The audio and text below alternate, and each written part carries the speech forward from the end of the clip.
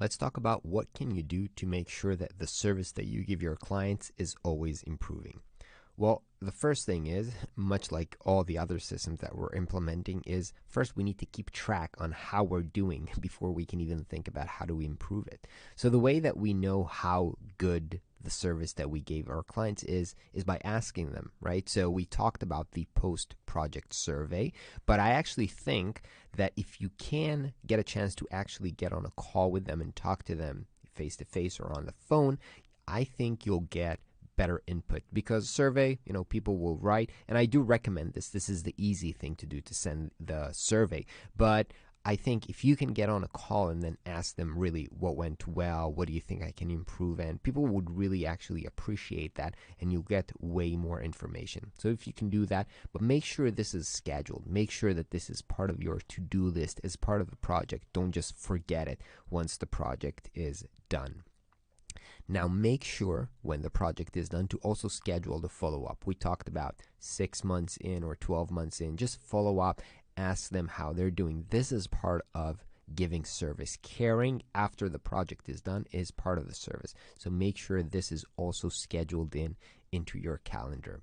Now, if you want to give good service, you always have to make sure that your skills are fresh. And that's in terms of your technical skills, right? You always know how to answer their question and how to get things done fast, but also skills like your presentation skills, your negotiation skills, and skills like project management, consultation or facilitation of the meetings. All these skills will make sure that the quality of your service is much better. So make sure you keep investing in these.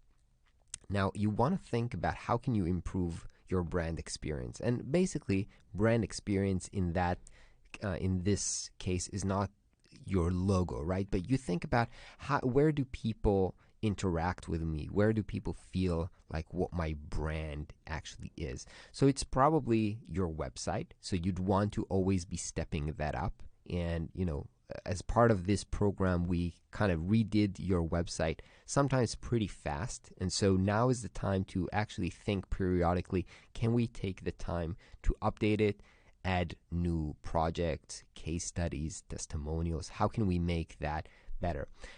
If your clients are visiting your office, maybe you can do something there to give a better impression or a better experience for them, whether it is the coffee that you serve or the room that you're sitting in.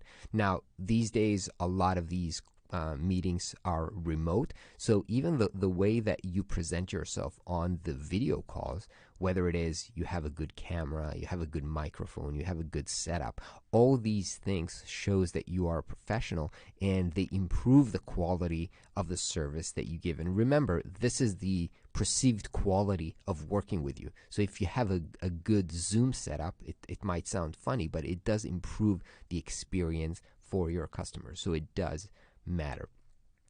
Now, the last thing that you can do to improve your service is actually be a better expert in the niche. So the more that you read, the more that you become part of that niche and you know the most about it, you can give better service to them, and they will enjoy and benefit from that. So make sure you also schedule in some of that learning and some of that niche expertise building.